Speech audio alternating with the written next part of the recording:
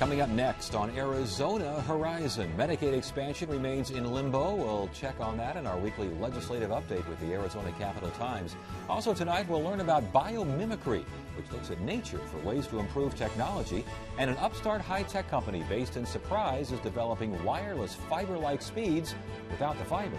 Those stories next on Arizona Horizon. Arizona Horizon is made possible by contributions from the Friends of Eight, members of your Arizona PBS station. Thank you. Good evening and welcome to Arizona Horizon. I'm Ted Simons. How much progress is being made on the question of accepting federal funds for expanding Arizona's Medicaid program? Is any progress being made? For the answer, we turn to Jim Small of the Arizona Capital Times. Jim, good to see you. Give us an update. What's going on down there? I think outwardly, you're not seeing a whole lot of progress. But behind the scenes, we keep hearing that the votes are definitely there in the Senate. For whenever this thing goes to the floor, they're going to have the votes for it in the Senate. In the House, I'd say more people say that they have the votes than that they don't have the votes, but that one's still a little bit up in the air. And while there seems to be a path to get it to the floor in the Senate, which essentially is Republicans siding with Democrats to use procedural moves to override Senate President Andy Biggs, in the House, they're not really at that point right now. It looks as though there's an attempt to try to find a way to convince House Speaker Andy Tobin to get this to the floor. So I think there's a lot of wheeling and dealing behind the scenes in terms of what does the governor's office need to give up in terms of policy either on this issue or on other issues in order to allow this to happen, and I suspect we'll see a lot more of that coming up this next week, and I'm hearing some rumblings that perhaps in the next week or two we might actually see some kind of forward movement on this in one way or another. Interesting. Is the governor, I think reports out of the Arizona Capital Times where the governor might be working on individual lawmakers herself. Is that what's happening? Yeah, there were some meetings that she had a couple weeks ago. She called up small groups of lawmakers, some who were on the fence and some who were really kind of perceived to be opponents. Mm-hmm. And it was essentially, this 2 to 3 hour meeting where they sat down with the governor, with her chief of staff, with all of her top policy advisors on this healthcare issue and on access. The director of access was in the room. Her budget folks were in the room. And they basically went through, here's how we got to our decision. Here's why we made the decision we made. And what kind of questions you guys have? And it was essentially a robust Q&A, really, with the governor's office and them trying to defend their decision to push for this expansion and to get all this federal money. And just to reiterate what's going on here, we're talking about expanding those who would be covered by Medicaid to up to 133% of the poverty level. That would kick in massive federal funding matches. You don't do that expansion, and what happens? If you don't do that expansion, the state's left with only a couple options. Right now, a couple of years ago, during the height of the budget crisis, we put a freeze on our Medicaid population, on the childless adult enrollment, which is something voters approved in Proposition 204 more than a decade ago. So we put a freeze on that population. The federal government, for the time being, said that they will still continue to give us matching funds, $2 for every $1 that we spend on that population. At the end of the year, the federal government has indicated that that will go away, that if we do not restore that entire population, which is about 150,000 people who've been removed, that the state is not going to get those matching funds, so we're going to have to pay basically for it out of the state's pocket. And you have that. So again, the governor and those who look at these matching funds, if you go up to 133% again of the poverty level, which raises this, which means more people covered, paying for it by way of a hospital assessment, so not much out of the general fund. What is the argument against this? And we've done programs on this, and I understand the philosophical kind of aspect of all this, but in the real world, that seems like a tough thing to argue against. Yeah, the biggest argument against it is that it's an unsustainable federal program, that the federal government is promising all this money now, but that in 3 years, this money is going to evaporate. Right now the federal government's committed to paying this enhanced matching funds through 2016. So when that money goes away, the state is going to be left holding the bag, is their argument. That okay, so now we've added, say, 300 or 400,000 people onto access, and the federal government says, okay, all of that money we were giving you, it's going to go away. We're just going to go back to, say, the 2-to-1 match. So then the state is going to have, billions of dollars, that it's going to have $1 billion, say, that it's going to have to come up with, or it's going to face kicking a 250,000 or more people off of access. And yet there is, the governor's proposal calls for a circuit breaker if they don't match, what, 80% or something along, meet 80% of what they're supposed to do? Correct, 80%. I think right now the match is about 90%. So if it drops off more than that, the way that she's proposed designing this is that it would go away. Essentially, Arizona would opt out of the program, would no longer be beholden to this program if the match drops below that amount. So you're thinking that, and again, Democrats are on board. We've talked about this as well. There does seem to be a hint that abortion language could muck things up, if you will. What's this all about? Yeah, so this is kind of an issue. Something that pro-life advocates raised was that they didn't like the idea that money from this expansion would necessarily go to Planned Parenthood. Planned Parenthood, in addition to the abortion services that it does, it also does a wide range of other health services for women, and some of its patients are Medicaid patients. So it stands to reason that they would get more money. They'd probably have more patients because of this expansion, and so they've kind of raised the specter that this is essentially indirectly funding abortions, and in turn, the governor's office has worked with them to try to find if there's some language that they can put in to kind of soothe their concerns, but it becomes difficult because a law that was passed last year basically was aimed right at Planned Parenthood and said they can't receive any Medicaid money, and the federal courts blocked that and said it's right. Directly against federal law. So it's kind of a tough position, and politically, if the governor's office does move forward with this anti-abortion language, there are some Dems who say, even though we don't think it's going to have any practical effect, we can't in good conscience sign on to it. So you're looking at 2, 3, 4, 5 Democrats who fall off.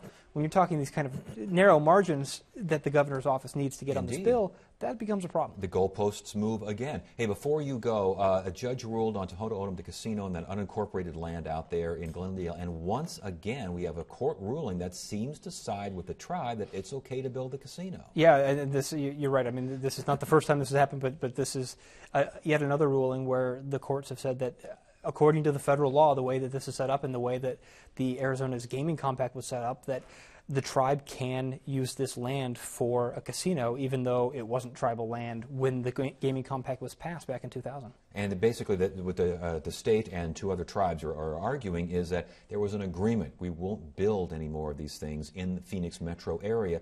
But the judge said that's an agreement. That's not in the compact. Right. And the judge also said even if the Tohono O'odham did understand that and did acknowledge it at the time, they're a sovereign nation. I really don't have the ability to say you need to keep your word. So is dirt going to start moving out there, or is this thing still moving through the courts? I think it's still moving through the courts. All right, Jim, good to have you here. Thanks for joining us.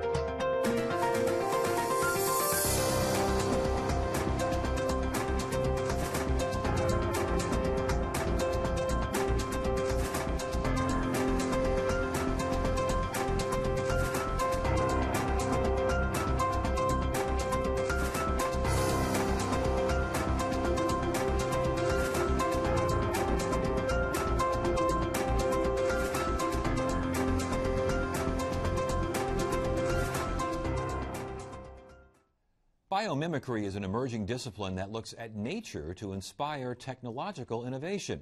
Janine Benyus is a world leader in biomimicry. She's written 6 books on the topic, and she'll receive an honorary degree for her groundbreaking work. She'll receive that degree at ASU's undergraduate commencement ceremony tomorrow. We welcome Janine Benyus to Arizona Horizon. Good to have you here. Thanks for joining us. Thank you.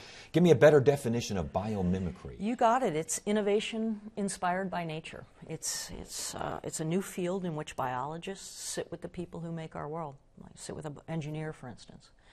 And the engineer says, I want to design a new desalination membrane. And the biologist says, here's how nature takes salt out of water, and describes kidneys and describes the glands of seabirds and fish, all the different ways that nature takes salt out of water. And the engineer says, that's amazing, and mimics it. So it's literally looking to the natural world for more sustainable ways to do things. I think something that immediately comes to mind is leaves and solar cells. Maybe a connection there, because leaves, I can't imagine anything better as far as photosynthesis than leaves. Well, that's a good point, because that's what made me write the book Biomimicry back in '97. I read that solar cells the silicon solar cells were not based on leaves. They weren't based on photosynthesis.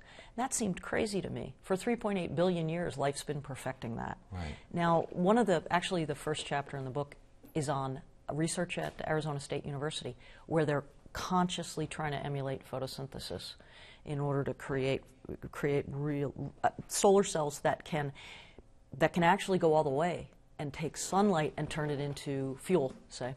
And so it sounds like it's back to nature with a healthy dose of technology. Oh, definitely, definitely. I mean, it's literally looking at the design principle.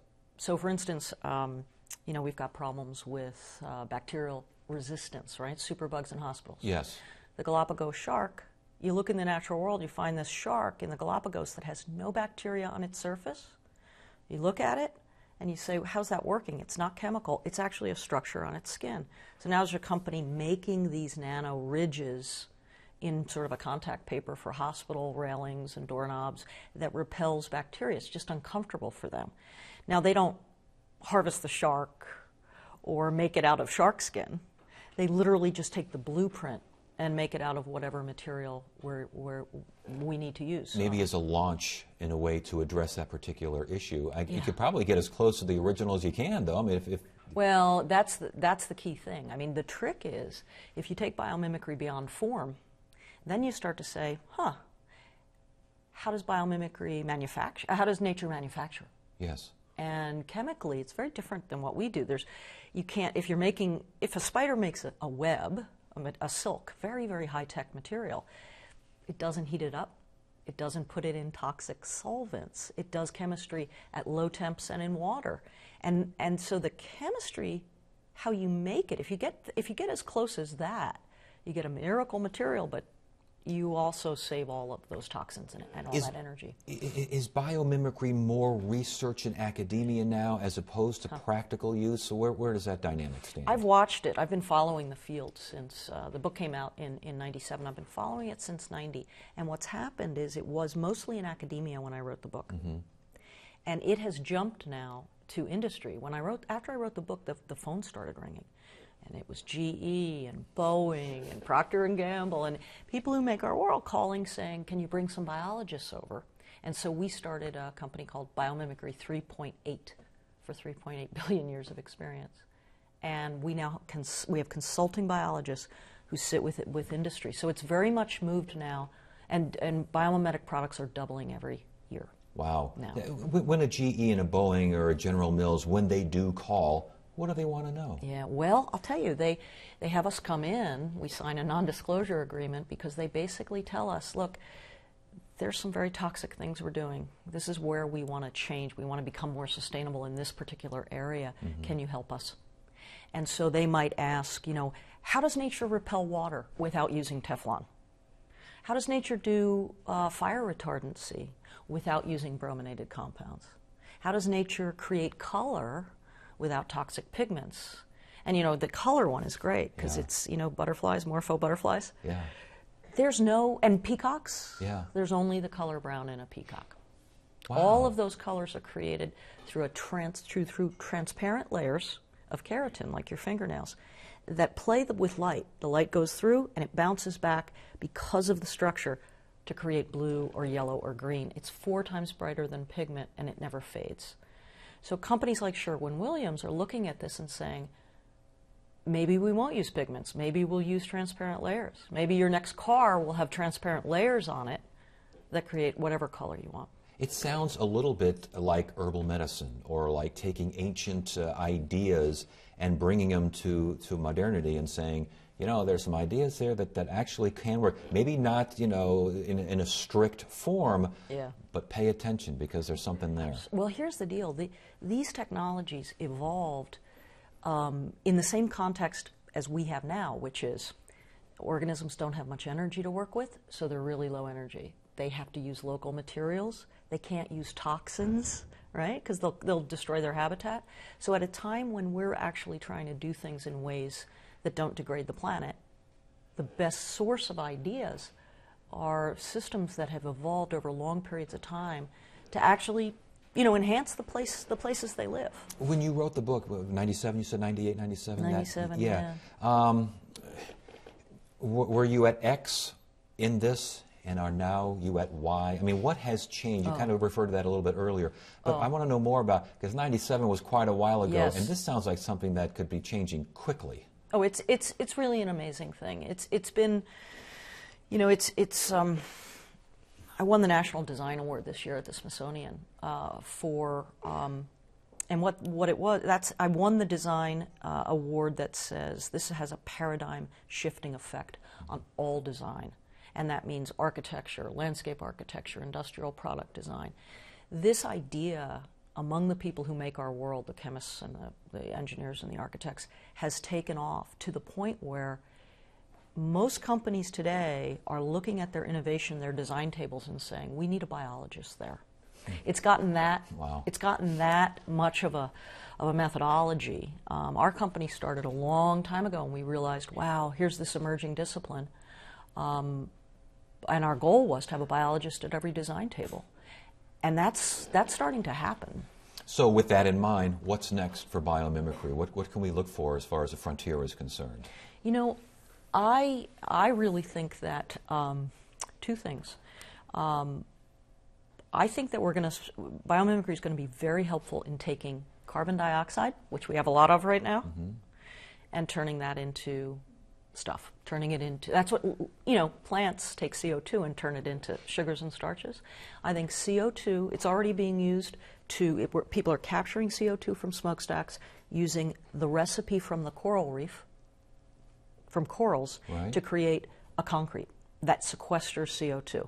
So CO2 as a building block, and then at Novomer, a company is taking CO2 and turning it into biodegradable plastics. Half the plastic, imagine packaging, half by weight being CO2. And you have to watch out for the toxicity of something like that. You don't want the stuff creeping out of the sidewalk or creeping out of the plastic, correct? Yeah, right, that's right. That's right. And I mean, CO2 is, it's what we breathe out. But especially with that concrete, that's sequestering CO2 I got you. over long periods of time in buildings. Yeah. It makes a lot more sense to me than pumping it underground. Well, congratulations on your honor here from ASU. That's got to be quite a thrill for you. It is. Yeah, it is. And it sounds like ASU is kind of in the forefront of some of this stuff itself. They are looking into creating a center for biomimicry and sustainable design. Wow. Yeah, and that's one of the conversations I'm having tomorrow. I was going to say, I know who they should talk Michael to. Crow. Yes. It's good to have you here. Thanks for joining us. Thanks, Ted.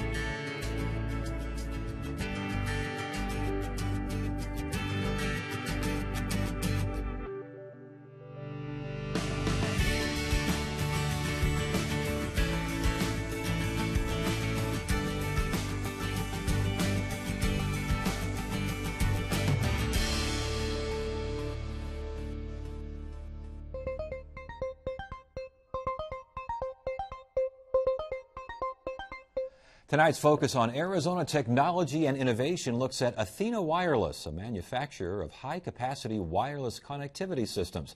Athena Wireless is the first company to come out of the AZ Techcelerator Incubator in Surprise. And joining me now is Athena Wireless co-founder Eduardo Tinoco. Good to have you here. Thanks for joining us. Thank you for having me. High-capacity wireless connectivity systems. What are we talking about? So we're talking for a way to transport fiber-like connectivity using a very high frequency. In this case, millimeter wave, 60 gigahertz and 80 gigahertz. And it's basically high-frequency radio devices connecting signals to what? So I guess the best way to describe, when you need to connect 2 points, point A and point B, Yes. You have one of many ways to do it. one of the most expensive ways that we're using today is using fiber. So you get a machine that makes a hole, and you trench fiber into it. What we invented is a way to do that by using a very high-frequency device at 60 and 80 gigahertz, and we're able to provide the same connectivity as if you done it with fiber, but you do it over the air. So no trenching, no digging, trenching. none of that stuff. And no cost, no time delays. To deploy, let's say, some fiber connectivity in downtown Phoenix, Yes. it'll take you 2 or 3 months to get permits, 2 or Yes. 3 months to do it. For us, it takes a couple hours, and you have fiber-like speeds. How do you get the fiber-like speeds without the fiber? Well, by having a very high-frequency element with a lot of bandwidth, you can modulate that device to emulate the capacity of the fiber. And how much of this bandwidth is needed, and is there a limit to this? Are there finite spaces available for this kind of connectivity? There are. So today, we are commercializing a product that can do 1,000 megabit per second. In the lab, we have been able to go all the way up to 10,000 megabit per second. To give you an example, we can probably route 70,000 calls through it. That gives you an example of what is the capacity if you put it in a way that you would like to measure. Who are your customers so far for this? So I would say 80% of our devices sell in Europe, primarily in Germany. We also do a lot of sales in the UK, and some of it do in the US. Customers are carriers, companies such as AT&T, Verizon Wireless. And I guess maybe municipalities that don't want to dig trenches. Yeah, also hospitals. Yes? Yeah, places like that. What got you started in this? Well, I've been doing a lot of research into this matter. I think I was just looking at my website before the show just to make sure that I was repeating the same item. And I noticed that it says 12 years of experience, and I said, boy, that was 10 years ago. That went by fast, huh? So now we've been doing this for over 16 years now. And as far as your business, I know this Techcelerator deal out in Surprise kind of got you guys started. Talk about that relationship. And you're still in Surprise, right? Yes, we are. We relocated from San Jose, California. So a group of guys and myself, now we are 18 employees. All the new talent is coming from Arizona. When we initiated this dream, 4 years ago, we went and raised some capital. And then we said, well, now that we have the capital, let's find an incubator that understands the needs of growth. And that's how we found the City of Surprise. Truth to be told, I didn't know about a city named Surprise. Yeah. Until I found out this incubator. I flew into Phoenix and I met the mayor, and we kind of told them the dream. And they told us about this incubator being a municipality-based incubator, which made it very attractive to us. Is it a non-profit incubator? I don't know if it's a non-profit, but I know their goal is for us to keep hiring people instead of increasing rent and things like that. And to keep you in Surprise, I would imagine. Yes, they like to, they like to make the mecca of our technology Surprise. So how many people do you employ now? 18. 18 people, you mentioned that. How many more expected? We'd like to get to about 65. That would be a good number for us. And is this the kind of thing where you would like to stay based in the West Valley? Or is there, wind up going back to San Jose? What's the future now? We would like to make this the mecca. Technology such as this will most likely need to have multiple locations. So maybe we'll need to have an office in Europe. Maybe we'll need to have an office in Asia, because we see the need for this type of technology in those locations a lot. And now the product you have now is, I think it was the 60. And the 80, you have those two products now. Correct. I noticed that you had a little Pixie as well for like cell phones. What's that all about? So what we did is so when we're designing technology, we're looking into multiple elements. Typically, it's the question of what's next. So what we did is we took a traditional microwave design and we made it digital. We made it small. And then we said, well, what's next? We look into traditional base stations. These are cellular towers where you and I make phone calls. And if you look at one of those base stations, they're typically very expensive, very heavy. So our goal or our objective with Pixie, is to digitize that base station, reduce the size, reduce the cost, and be able to emulate what that base station does with our product. So our product is calling them industry a small base station. Wow, so it's basically a small tower. This is actually a small tower. And that's coming out when? Well, we are going to do some demos in the next few weeks. We realistically think that the product is about 6 months out to begin, live demos. Well, you're doing great work out there. Congratulations on your success and continued success. Thanks for joining us. My pleasure. And Thursday on Arizona Horizon, we hear from Republican and Democratic lawmakers about the current legislative session and progress, or the lack thereof, on a variety of public policy issues. That's at 5:30 and 10 on the next Arizona Horizon. That is it for now. I'm Ted Simons. Thank you so much for joining us. You have a great evening.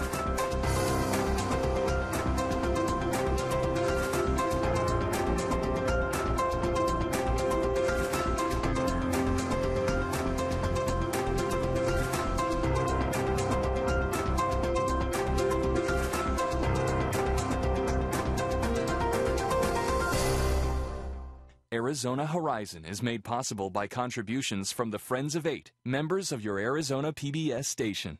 Thank you.